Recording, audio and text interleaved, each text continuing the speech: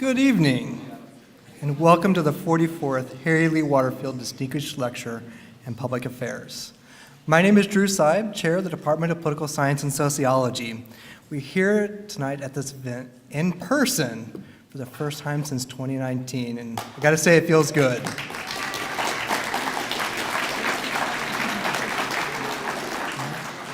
This event is sponsored by the Department of Political Science and Sociology and was started in 1977. And it is actually the first annual lecture series to be established at Murray State University. It was named in honor of Mr. Harry Lee Waterfield, who grew up in Callaway County and graduated from Murray State University in the 1930s. And I believe actually I heard 1932 earlier today. He was actually reared in poverty, but he was determined to get an education and succeed. And he distinguished himself in 3 careers: journalism, politics, and insurance. Mr. Waterfield was twice elected lieutenant governor. Actually, I also learned under different governors, not the same governor. Learn something new every day, and there's one of them. And later he founded Investors Heritage Life Insurance Company in Frankfurt. The purpose of this lecture is to bring to campus distinguished individuals of significant accomplishment to speak on topics of historical and political importance. Along with this lecture, there's a series of scholarships to honor the late Harry Lee Waterfield Sr. and his wife, Laura Ferguson Waterfield, to support students who want to pursue careers in public service and state and local government, just like Mr. Waterfield. Though Mr. Waterfield is no longer with us, his family continues to honor his life and contributions each year and join us at this event. Tonight, we are grateful to have with us the eldest grandson of Harry Lee Waterfield and the CEO of Heritage, Investors Heritage, who will come up now and announce the winners of our 2 scholarships. Please join us, Mr. Robert Hardy Jr.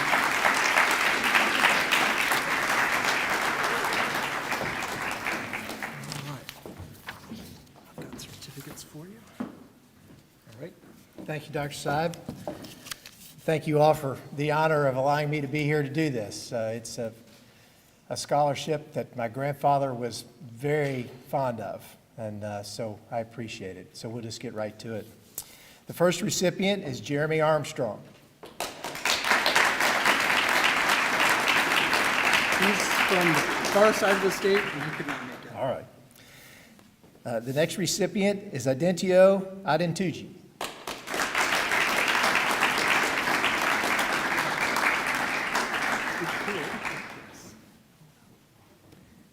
We will also meet him on our side.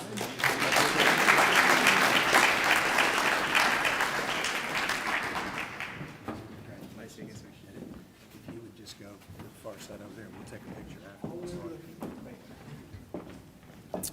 Mary Huffman.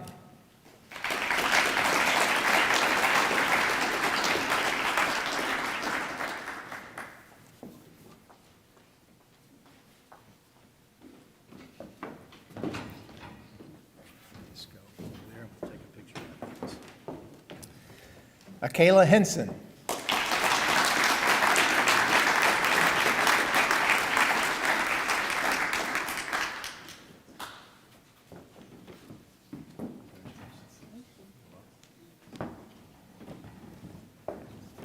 Adeline Taylor.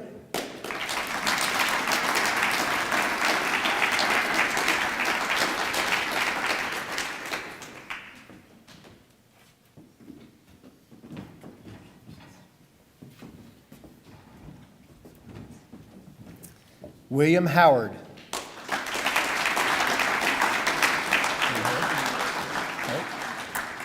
Bianca Hale.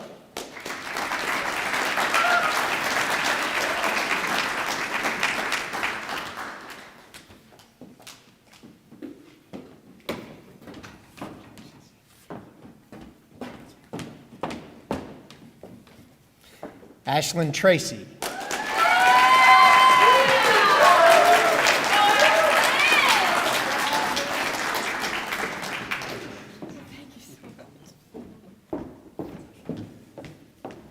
Brianna Young.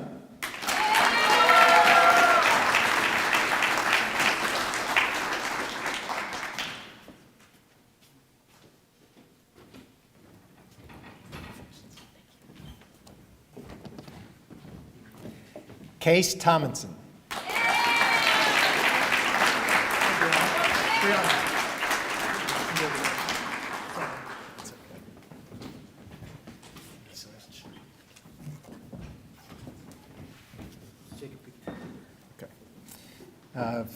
The Laura Ferguson Waterfield Scholarship, Jacob Lemon is the first recipient who's not able to be here tonight. Rebecca Hancock. Rebecca not here. All right. Annabelle Medford.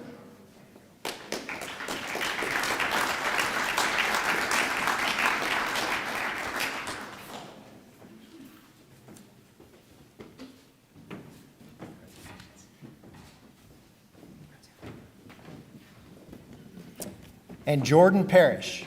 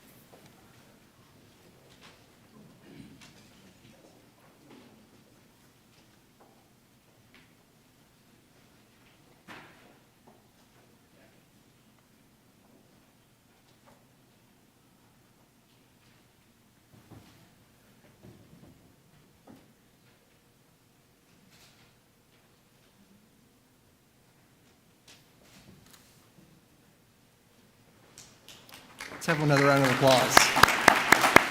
Congratulations. And thank you to the Waterfield family for their support for this lecture series and scholarships and all the support they give to the university.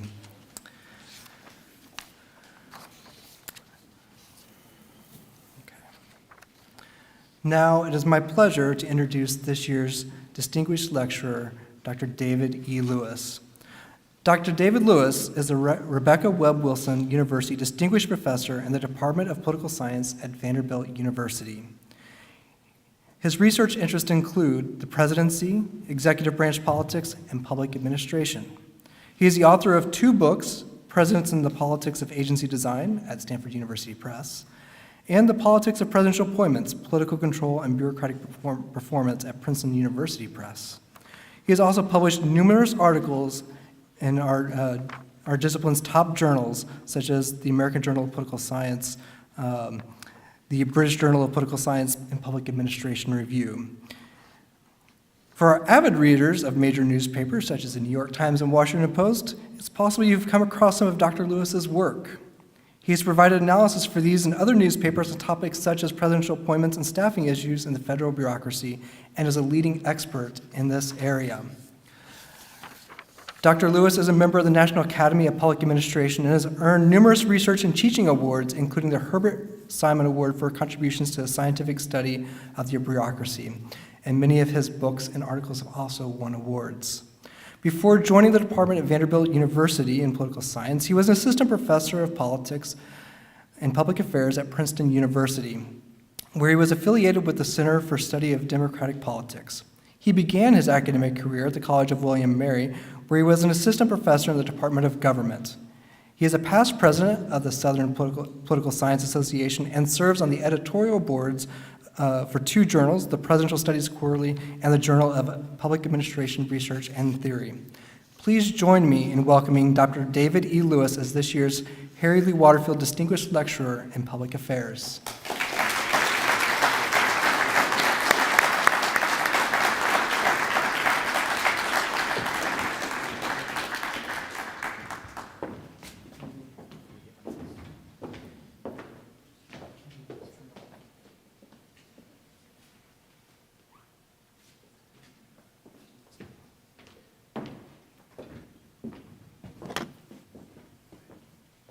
It helped to have my notes.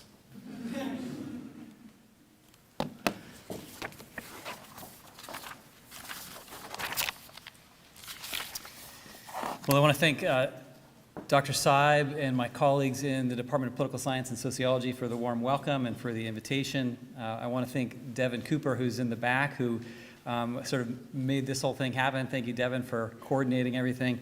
I want to thank the Waterfield family for your generosity and for the opportunity to do an event like this and support these students.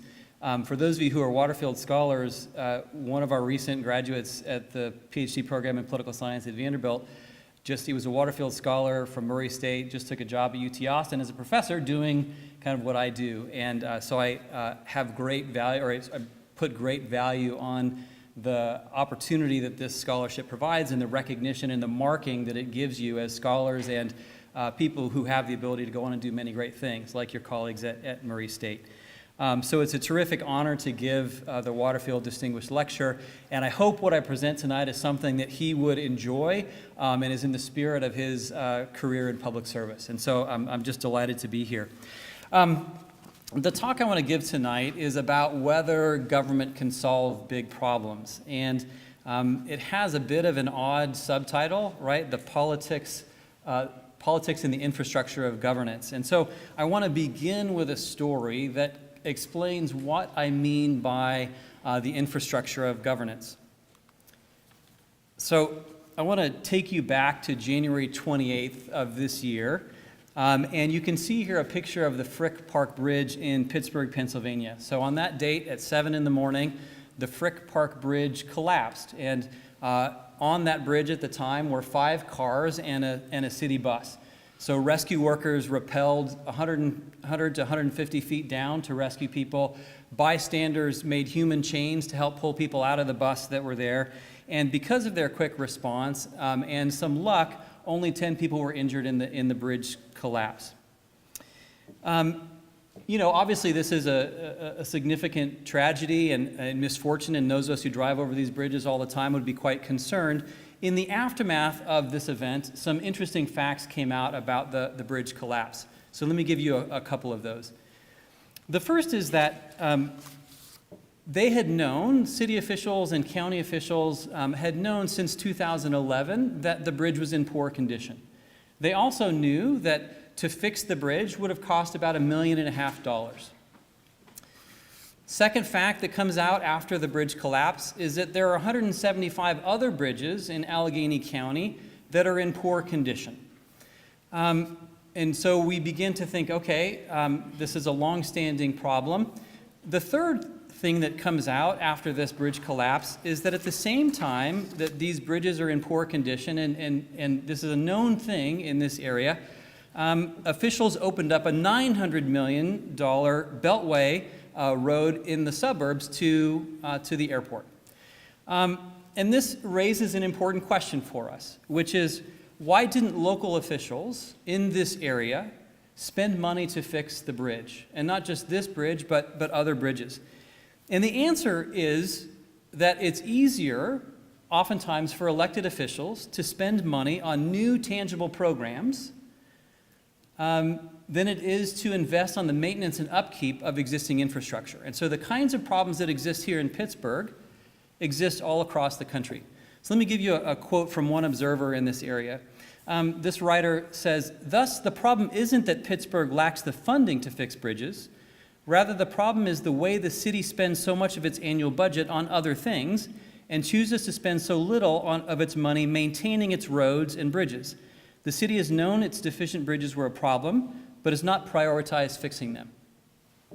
This kind of dynamic, right, where it's easier for elected officials to focus on new things that voters can see than it is for them to spend time and effort and money on things that are harder for voters to observe that they're doing. And this dynamic exists there. And I want to argue today that there's an analogy in the basic infrastructure of governance, so that elected officials treat the nuts and bolts of governance, the leadership, the people, the processes of government, the same way they treat physical infrastructure. So it's easier for them to create new programs than it is for them to support the existing programs and make sure that these programs have the leadership, people, and processes they need to deliver those existing programs effectively. Now, this neglect of the infrastructure of governance can be fine for a while, but the accumulated neglect of the infrastructure of governance can lead to catastrophic failures, whether that's poor responses to federal hurricanes, whether it's a crippling oil spill in the Gulf, whether it's veterans dying while they're waiting for health care in veterans' hospitals. And so at a fundamental level, I would argue that our ability to solve large problems depends not just on a decision to go after those big problems, if elected officials will make that decision, but also the ability to carry through on those decisions once they're made. At a fundamental level, democracy depends on the ability of the government to do what voters ask it to do. And part of that calculation is not just passing legislation, it's also carrying that legislation into effect. Now, I would suggest that historically, the national government has been pretty effective at many problems that have confronted the country, whether that's rebuilding Europe after World War II, whether it's building an interstate highway system, whether it's sending a man to the moon, whether it's working to combat racism or poverty, whether it's dramatic technological advances, right? So we've eliminated polio, cholera, smallpox, right? Government employees created the internet, they created GPS. Now, my saying that government has combated these things and had some success is not to suggest that these problems are solved or that new problems won't emerge. Rather, just raising these big kinds of problems raises the question of whether the government itself is equipped to do this kind of work, to take on these big kinds of problems. And I would suggest that administration is a key part of that job. Now, when I give a talk on dysfunction in government, I think that most of us naturally will go to political polarization. In fact, when I was sitting with Ian at dinner, we were talking about the difficulty that the parties are having coming together on particular issues. And there is a lot to be said about the political polarization that exists at the elite level among legislators and presidents and governors and state legislatures. And there's a lot to be said about political polarization that you have with the people that you live around, the people that you vote with and work with. Those things are real, and they do inhibit the ability of government to solve some kinds of problems. In fact, at the federal level, we can't even pass a budget to fund the departments and agencies of government. But I want to suggest that it's probably the case that fewer people are aware of how this dysfunction affects the infrastructure of government. That is, the ability of these departments and agencies to give advice about how to solve problems and then how to carry them out once legislation is enacted. Okay, so what I want to do tonight is three things. The first thing I want to do is explain an emerging neglect of the leadership, people, and processes of government. Then I want to spend a little bit of time explaining why that neglect occurs and why it makes sense from a political perspective, not to justify it, but to explain it. And then I want to provide some suggestions for how we might deal with this problem, some potential solutions for it. Now, let me begin, before I begin, give a couple of caveats. The first thing I want to say is that we're going to have different views about what government should do, right? We have different views about what the proper responsibilities are of the national government, and we have different views about what the proper roles are for the different levels of government. And I think that that's a legitimate conversation to have. What I would propose, however, is that whatever we decide that together that we want government to do, that it should probably do it well. That if we're going to ask the departments and agencies of government to carry out legislation that have been signed by the president, passed in both chambers of Congress, we probably should want them to do it well and not make mistakes and fail at it. But I want to acknowledge that we're going to have different views about how much it should do or should it take on this task or not. The other thing I want to acknowledge is that just like there are some bridges that are working fine and some bridges that are in danger, there are some agencies and parts of government that are working extraordinarily well. And then there are some that are really struggling, right? And just to give you a forecast, I'm going to suggest to you that the federal government doesn't actually know which ones are which. And so one of the suggestions that I'll have moving forward deals with that problem. Okay, so what I'm going to do is I'm going to tell you a crazy story, and we're going to sort of muddle around for a bit in this crazy story, and then I'm going to use that crazy story combined with some of the research that I've done and to uncover what some systematic problems are, and then hopefully those systematic problems will recommend to us some solutions to this problem.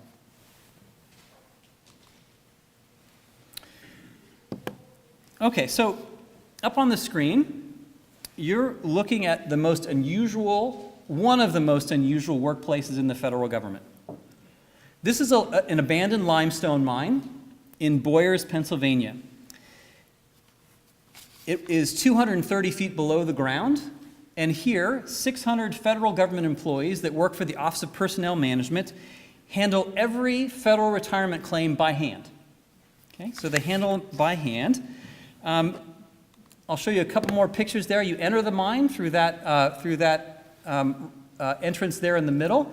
You can see how you can drive to the front door of the Office of Personnel Management's workplace, and then you can see some of the maybe 20 or so of the 28,000 federal file cabinets that populate that office. Let's walk through the process of someone getting their retirement claim. So the process begins when a federal employee, so one of the approximately 2 million federal employees, submits their retirement paperwork to their own agency. So the federal government, for those who, it's been a while since you've taken American government, the federal government is organized into 15 executive departments and then 55 to 60 independent agencies. One of those agencies is OPM, and they're like the federal government's HR shop. They kind of handle human resources for the larger national government. But if you're working in the Agriculture Department or the Interior Department and you decide you're going to retire, the first step is that your own agency takes your paperwork, they assemble it into a paper file, and they put it in a rush delivery to the Office of Personnel Management. You can see that's sort of step one there on that picture. The paperwork process then enters the mine, and then someone goes to one of those 28,000 file cabinets to identify your file that might exist in one of those file cabinets. Now, mind you, your materials have been scanned into a digital archive and can be looked up on a computer, but all the information must still go into a manila folder, and it's going to be in one of those file cabinets. So you have to print it out. You take the digital archive, you print it out, you go get your personal one that's in the file cabinet, and then you put all the material together and you go around the corner to place 3 there. And this is where workers in the OPM, one of those 600 employees, starts to call and find the additional information that they're missing. So they harass and they badger employees in the Agriculture Department or the Interior Department to get all the information that they need to process your retirement claim. Once that's done, now all of that digital data, which is in paperwork form, needs to be digitized again to automate your processing. So they type all of it by hand into the computer again, and then it's double checked by another employee after that's happened, and then your retirement claim has been triggered. So that is, you can start to get your payments. Pretty crazy, right, that in 2022, everything happens by hand in an abandoned limestone mine in Boyers, Pennsylvania. Well, you think, well, at least we're probably better at it now than we were earlier, right? Unfortunately, no. So in 1977, the average time it took to do this when we had a comparable number of federal employees was 61 days. When I checked, the latest numbers I could get was that it was taking over 90 days now for someone to get their retirement claim processed. This is crazy, and it was crazy even in 1981. So in the story that David Farenthold wrote for the Washington Post a while back, he quotes James W. Morrison Jr., who was responsible for retirement claims in OPM in 1981. And if you read through that paragraph there, he says, after a year, I thought, oh my goodness, my reputation will be ruined if we don't fix this, he said.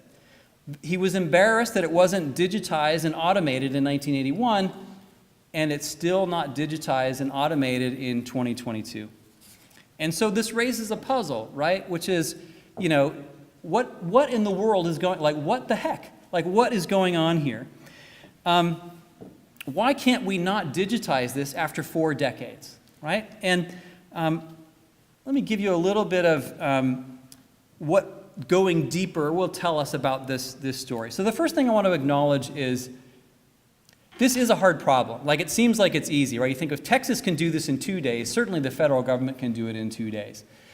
Well, it is complicated for a couple of reasons. The first reason is that the federal government's retirement system is awfully complicated. Congress creates different programs for different agencies, for different kinds of occupations. The rules are different for each of those. So think like TurboTax on steroids when you're filing your tax return, right? Taxes are complicated to file. Federal retirement claims are a bit like that. Not that they can't be solved or digitized, but it is somewhat complicated. It's also the case that OPM, as the HR office for the federal government in a simplified form, also doesn't control the whole process. Part of the time, they have to depend on other agencies that don't care anything about OPM to sort of speed up the process. They've got to call people, you did it wrong again, can you send us this, you messed this up, can you send it to us? And so for OPM to solve this problem requires not just dealing with a complex issue, but also dealing with the interagency problem that exists. This suggests, however, that then given how hard this problem is, that what's going to be really important is effective leadership, stable leadership, the right kinds of people to do the job, and the right kinds of processes in place. That's not what we have in the Office of Personnel Management. There have been 9 different OPM directors since 2015. Few have the ability, given their short tenures, to take on a large, complex reform process. If the average political appointee in the United States serves for about 2 years or 2.5 years, this is not a problem that's going to be solved in 2 or 2.5 years. This is a 4 or 5 year problem at minimum in terms of digitizing this whole process and setting it up. The regular turnover and long vacancies in OPM make this a very difficult problem for political leadership to focus on for a sustained amount of time. So rather than take on the long-term problem, they often go for a short-term solution, which is just hire more people to process more paperwork. The second problem is that the workforce in OPM isn't necessarily equipped to take on this big kind of project. The manager who oversaw reform efforts from the end of the Reagan administration through the Clinton administration was a PhD in English literature. I'm a big fan of my colleagues in the humanities, and many of them may be very sophisticated in terms of their understanding of complex IT systems. This was not successful in this particular case. So the right person was not in the agency to take on a complex IT procurement project. If you look at that top right-hand corner there, I've done a series of surveys with colleagues over the last 3 presidents, so the Bush administration, the Obama administration, and the Trump administration, and we surveyed federal executives. So that is people who are everything from the Secretary of Agriculture down to the Director of the regional office in Phoenix of the Federal Aviation Administration, and we asked them, which agencies do you work with? And then how skilled are the workforces of these agencies? So we get thousands of federal executives rating agencies that they work with.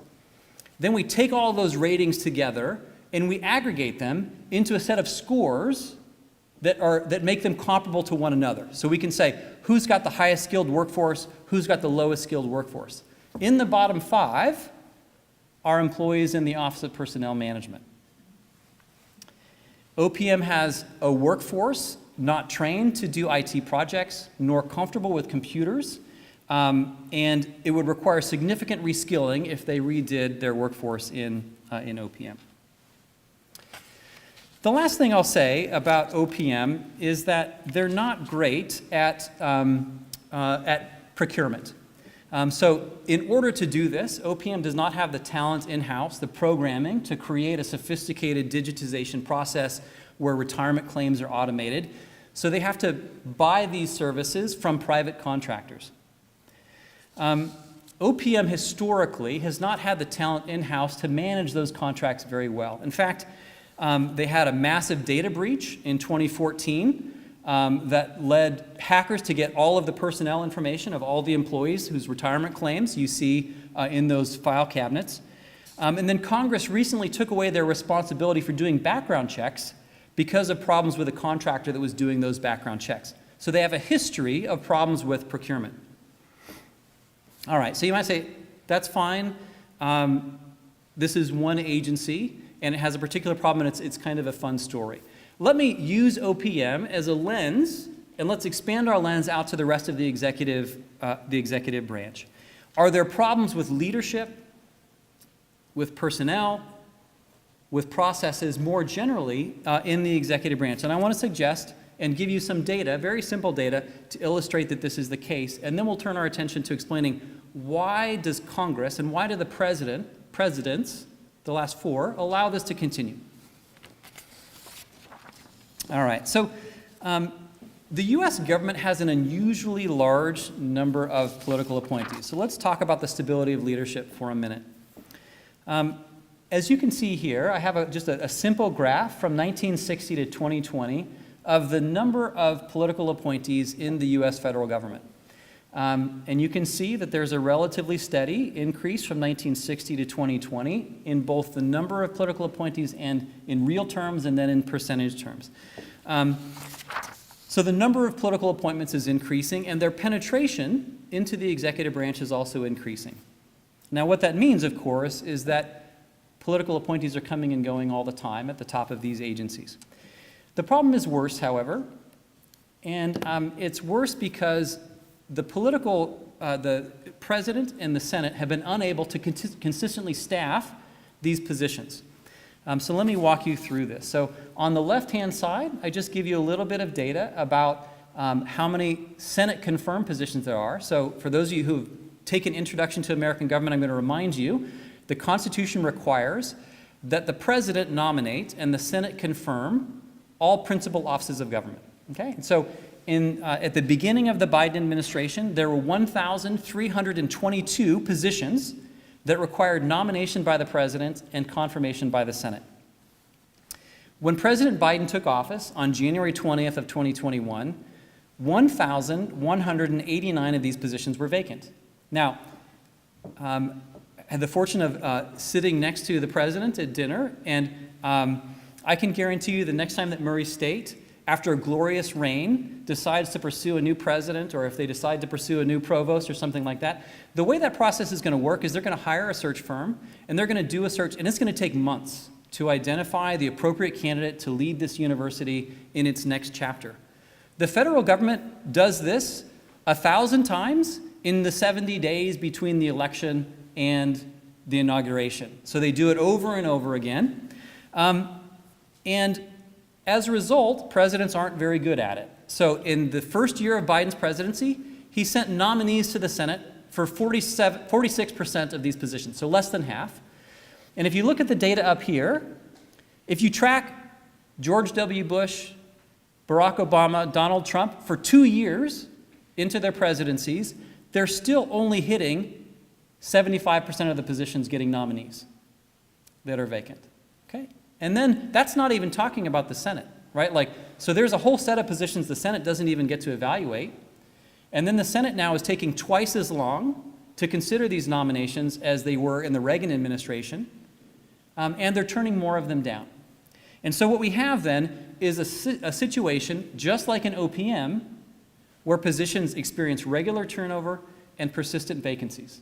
Okay? So you think, okay, but government continues on, right? There's 2 million employees, this will be fine. And to some extent you're right. But I want you to do a thought experiment with me. Imagine the effect on the university if every 4 years the president departed, the provost departed, the deans departed, and the chairs departed. What would the effect be on curriculum, on instruction, on plant operations, on athletics, on student programming? You'd have some concerns. In fact, you might want to transfer. That's just my advice. I won't tell you what to do. Or for those of us who are closer to retirement, you might think, would I invest my retirement funds in a company that takes its top C-suite executives and fires them every 4 years and brings in a whole new set? What effect would that have on innovation, on marketing, on the rollout of new products? We might have some concerns. Right? So that turnover is a problem. And then there are some where there's not turnover, there's just persistent vacancies. Right? So we didn't have a head of the Drug Enforcement Administration for the last 7 years. We haven't had a head of the Alcohol, Tobacco, and Firearms component of DOJ since 2011. So those vacancies mean that we've just got a set of temporary officials serving those jobs in a short-term way over a long period of time. They can't they're like substitute teachers. For those of you students who remember what it was like to get a substitute teacher, right? Like, they're fine. They can keep class. They can keep you from, killing each other. But they're not going to do any curriculum planning. They're not going to do any long-term planning. They're not going to lead to dramatic changes in the way that things are happening in the classroom. Okay, so that's leadership. What about personnel? And here I just want to give you two pictures. And the first is a picture of spending and personnel. Okay, so again, it's from 1960, and this one goes through 2018. That top line there is federal spending in real dollars. So that's inflation-adjusted dollars. And it is associated with that axis on the left. And what you can see there is that federal spending in real dollars is about 5 times what it was in 1960. We're doing a lot more, right? We've enacted Medicare, we're protecting the environment, we're doing consumer protection, we've got Homeland Security. We're doing a lot more than we were in 1960, and spending is going up. That gray line there is the number of federal employees. And the axis on the right is associated with that. And what you can see is effectively we're spending 5 times as much with the same number of employees we had in 1960. Okay? Now, I want to be transparent here. Some of that is because we need fewer people that are typists, we need fewer messengers, and the productivity of labor has increased because we can all use the internet and so forth.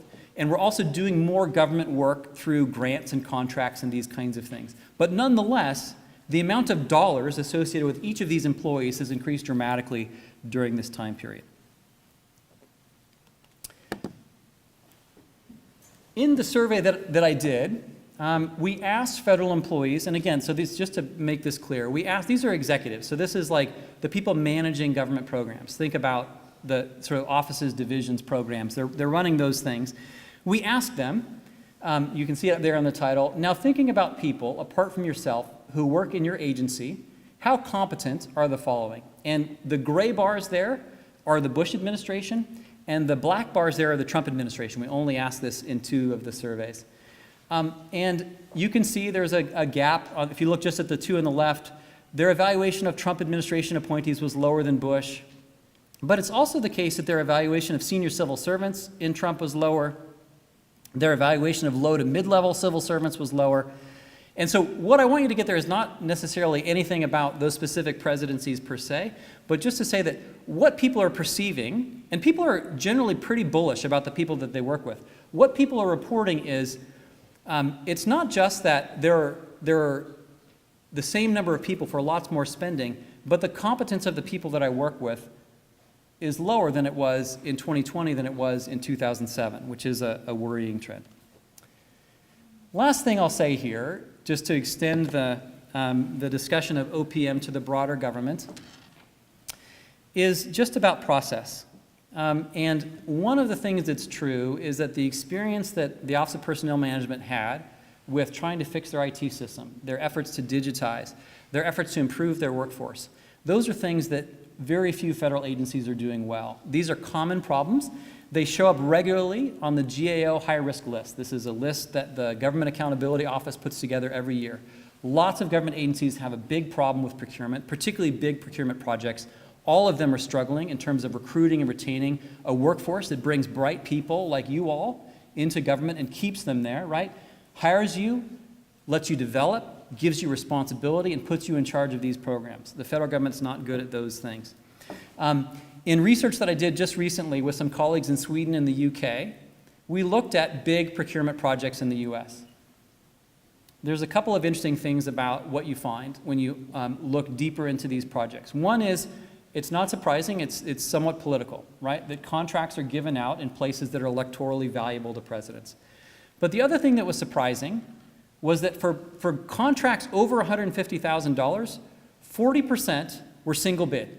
That is, there was one bidder for those contracts, right? And so if you think like, what's good government practice in terms of buying goods and services? If you're only getting one bidder, are you likely to get a better outcome than if you just hired people in-house and did it that way, right? There's something broken in the procurement process, and it's not just in OPM, but it's government-wide. Okay, so at this point, you're probably depressed and thinking, why on earth did I come to the Waterfield lecture? All right, so let me give you a little bit of insight into why this problem exists, and then some suggestions that I think can make some progress on these problems. All right, so why? There are three things that I want you to think about in terms of the way that elected officials approach these kinds of problems. And should I be attentive to procurement and OPM or the personnel system? And I have to say that one of the fundamental explanations for why the bureaucracy might be neglected is voters, right? So I want you to just take a gander at that bar chart on the right-hand side, which is a survey from 2017. And think about what are the incentives of elected officials, given what voters know, what voters care about, and how they think about the bureaucracy. And what this bar chart shows is that fewer than a third of Americans can even name all three branches of government. So if you're trying to figure out, will my elected officials be attentive to what's happening in these government agencies, you have to ask yourself, well, if they can't even name the three branches of government, what are the chances they know about the Department of the Interior, or the Department of Homeland Security, or the Securities and Exchange Commission, right? And it's not just that they know very little, but what they do know, right, tends to be very negative, right? So if you came in here and I said, what's your view of the government? And you'd say, it's all like that limestone mine in Boyers, Pennsylvania. But I want to sort of propose to you a counterfactual, okay? So imagine that you woke up tomorrow and you picked up the local newspaper, or you sort of went online to read the news, and here are the headlines that you read. Department of Transportation policies lead to a reduction in traffic fatalities. Millions of Social Security checks in mailboxes of needy seniors without incident. Thousands of planes land without incident once again. Government agencies keep the nation's food supply safe and secure for decades running. Federal government ensures that the nation's ports are secure and safe. National parks running without incident for 375 days in a row, right? Now imagine your views of government if those were the stories that you were reading, right? You might think differently about government and its importance. The problem, of course, is that we wouldn't read those stories. Let's be honest, right? I wouldn't read those stories. And because that's the case, newspapers and news outlets have no incentive to run those kinds of stories, right? So the information we get about government tends to be negative, right? And it's asymmetrically negative in a very consistent way.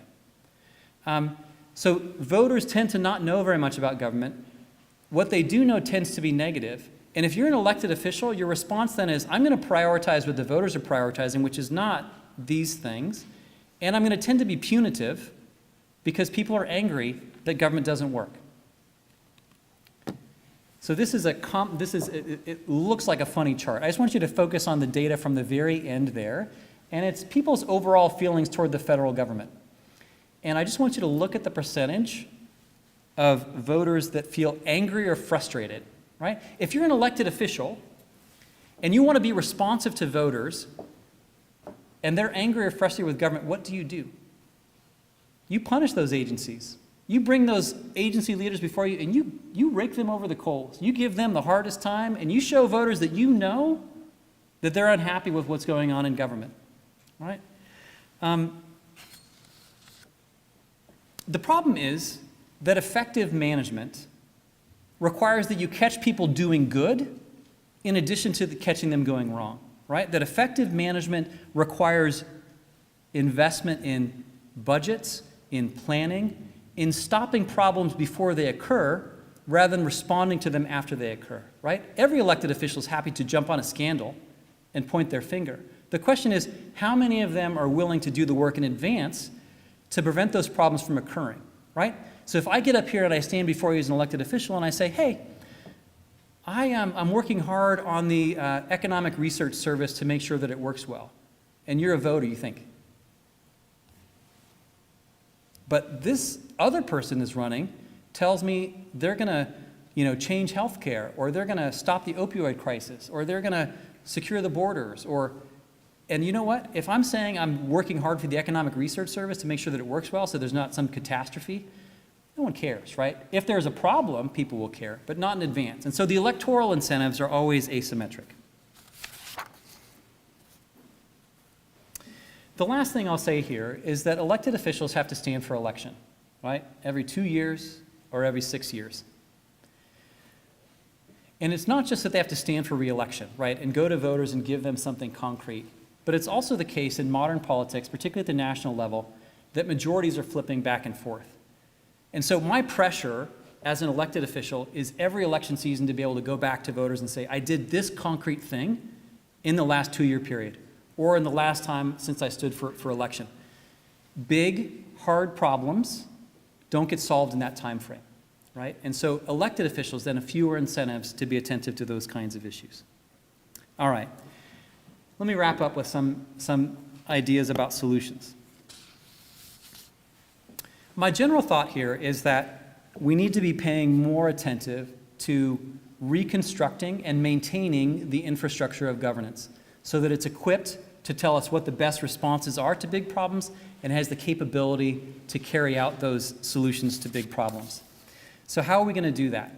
Let me give you just 3 modest proposals that are informed by work that's going on now, of which I've had some involvement.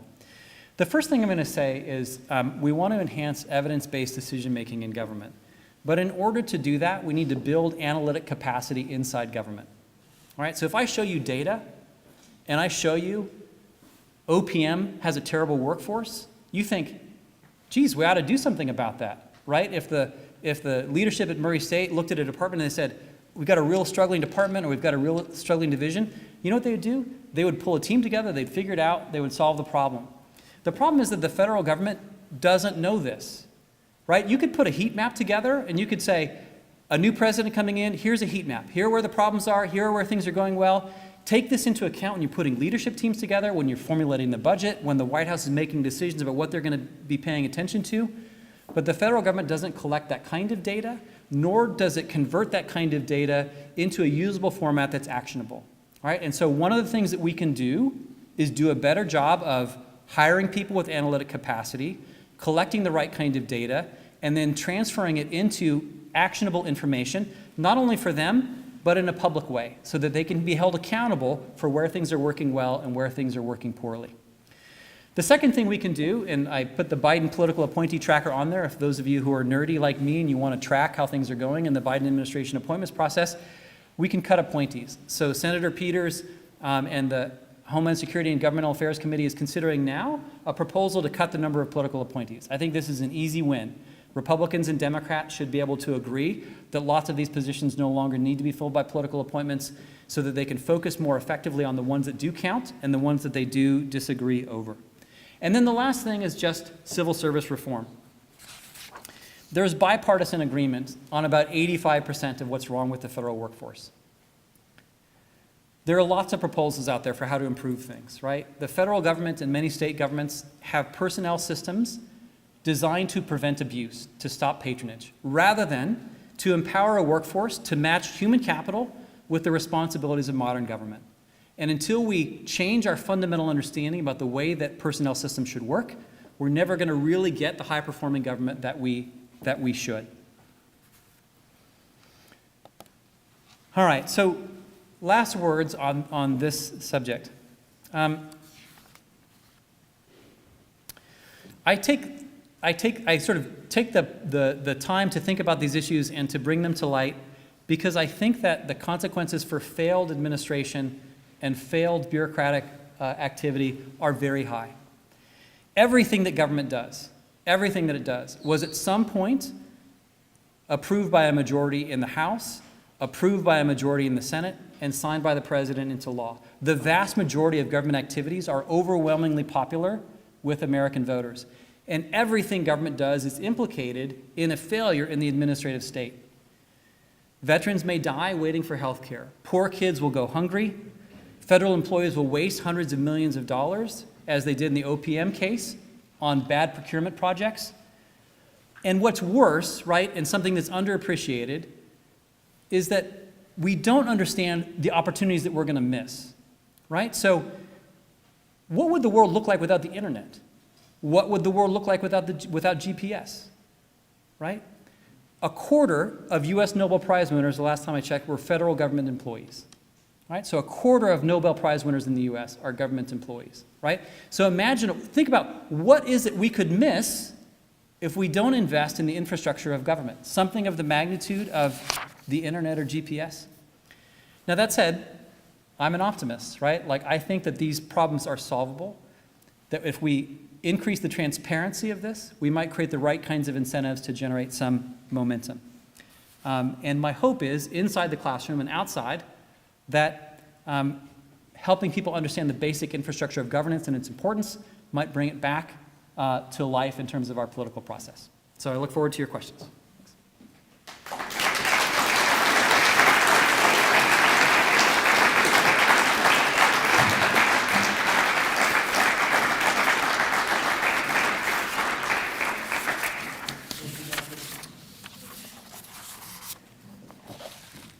Thank you, Dr. Lewis. With that, is there any questions from the audience? We can take you now.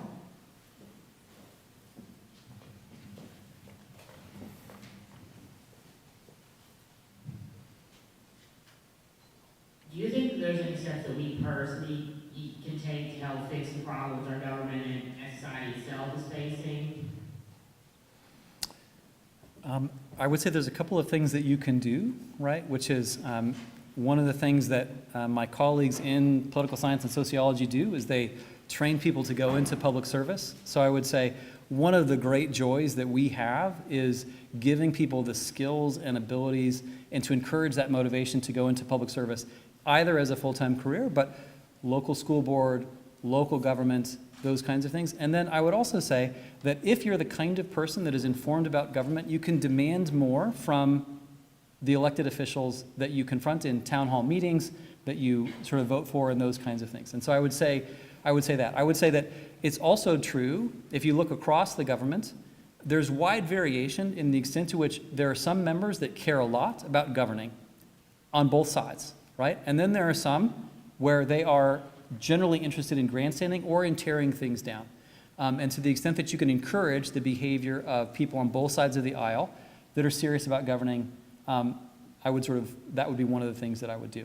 Now, if you have data science skills and you want to do those kinds of things, I would say there is a place for you in government and you could make a difference right away, whether at any level of government.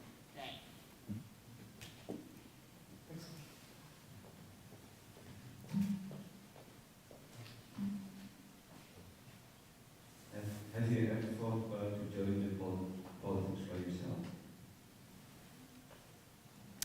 I'm sorry, say that one more time? He's asking if you ever thought to join politics by yourself. So my role in politics has been more on the advisory side, right? So in cases like preparing transition materials for new presidential administrations or advising on things like changes to the Senate process for dealing with nominees or cutting the number of political appointees. There are, I think, certain kinds of certain talents and personalities are better for different roles in government. And electoral politics is perhaps not my forte, but maybe in a more administrative or advisory role. Yeah. Well, first of all, thank you so much for coming to Merced and speaking to all of us. But my question is, when it comes to executive appointees and to help the efficiency, like you said, in the President Biden administration, less than half are appointed or going through the approval process. Do you think increasing the term limit of the executive officials would help get the number from, like, in Trump's administration from 75 up to 90%? The same thing with the Biden administration as well. So good question. At the beginning of the Biden administration and the beginning of the Trump administration, the number of vacant positions was about the same, about 1,100 positions. And so the concern that I have there is less about terms and more about getting people into those jobs in the first place. And the problem that both the Biden and Trump administrations had, and Bush and Obama before them, was that it was difficult to get people into those jobs in the first place. And so my recommendation would be, many of those positions are vacant across Republican and Democratic administrations. They're the same positions. And my view would be, let's cut those positions, let's fill them with permanent professionals, and then let the president and the Senate focus on the most important policymaking positions to them. So I'll just give you an example. U.S. Marshals, there are 93 of them. There's one in every judicial district. They're vacant all the time, and they're basically patronage jobs. President Biden has nominated 2 out of 93 U.S. Marshal positions. That's a little bit worse than the presidents before him, but why are U.S. Marshals politically appointed? It's usually somebody that supported the president when they were a candidate, working as a sheriff in one of these states, and they get that job, but the Senate knows they're not important. The president knows they're not important. Why are we wasting time on U.S. Marshals? Or there's 286 positions of these that are part-time positions. Do we need all 286 of those positions that are part-time? If they're really, do they need to be Senate confirmed? Is there a way to do something different with those? Does that make sense? Yes, it does. Thank you. Thanks. So my question has to do with contracting. So basically, what role has the growth, so it's my impression that the federal government has come to rely much more on contractors, contracting, procurement you've talked about. What role is that playing, if any? Are the contractors part of the problem? Are they part of the solution? Have they exacerbated these problems of deterioration of the infrastructure of government? One of the possible explanations for why the institutions of governance have been allowed to degrade is because maybe some political leaders think, well, we can contract that out. We actually don't need to maintain in-house the capacity to do these governance projects. We're just going to hire some consultants and they'll do it for us. Yeah, that's a terrific question, right? So the question is, what's the role that contractors are playing in decline in performance? These problems are intertwined, right? And so I would say that when I talk to federal executives and I ask them about the procurement process, they often say, one thing that procurement gives me is the ability to go around a civil service system that's broken, right? That I don't have to negotiate over changes in job descriptions. I don't have to sort of deal with all of the sort of rigmarole associated with that. I can do things more quickly through the procurement process. But the statement you made is absolutely right and so prescient, right? Which is that if I continually rely on private contractors to do the work that could be done in-house, I never build that capacity in-house. Right? So I can't do it in-house if I continually contract out. And that then forecloses possibilities in the future, right? That if that talent isn't there, then the next time I have to contract out again, and I have to contract out again. There's another aspect of this, a third thing I would say, which is an underappreciated aspect of the management challenge here, which is that increasingly government work, and OPM's work is an example of it, requires not submission to hierarchical authority, but voluntary cooperation among people that you have no direct control over. And so government programs are increasingly administered by a complex network of national government officials, state government officials, nonprofits, and in some cases, private contractors, and in a complex network, right? And so it becomes very difficult in that context then to implement any program effectively.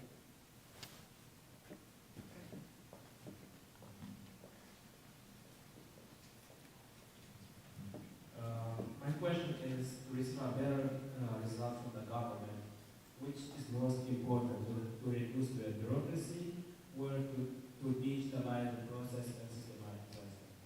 Can you say that last part one more time? To digitalize the process and systemize it. So to digitalize or? Oh, reducing the bureaucracy or digitalization? So I'm glad that you asked this question. I think it's quite important, right? So sometimes when I talk about investing in government capacity, what people assume, and partly because of the data that I provide, that what I really care about is more people and larger budgets, right? And what I would suggest that there are cases where that's important, right? That we're understaffed, right? So there are tasks that Congress and the President have given agencies to do for which there just aren't the budgets to do them, and so agencies prioritize, and they basically effectively give up on doing some things. Sometimes building capacity means increasing resources. In other cases, what it means is improving processes and digitizing things or automating things that should be automated. And my example of OPM is one of these cases where I don't think the long-term solution is to hire more people and improve the people part of the process in OPM. Rather, I would say that this is a digitization problem. Like, it seems to me, right, that the solution to this problem is to create something like a TurboTax type system where officials in the sending agencies where people retire fill out a form, and it gets automated into something, probably gets checked once, and then it releases somebody's retirement claim. The difficulty there, right, is that's a really hard thing to do, and it's really hard to do at one time. And so part of the problem that OPM has done is sort of try to do this all at one time. My view would say either start with some pilot projects, a couple of agencies, or do it for only new employees.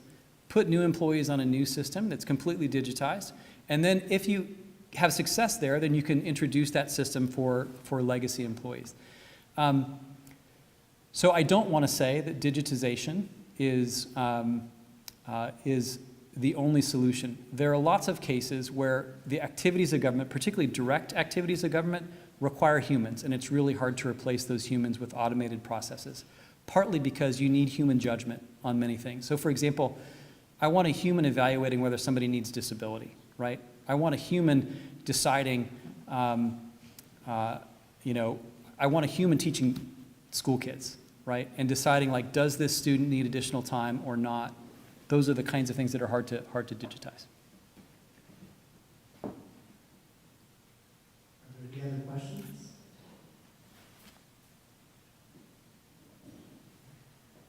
If not, Dr. Lewis, I'd like to thank you for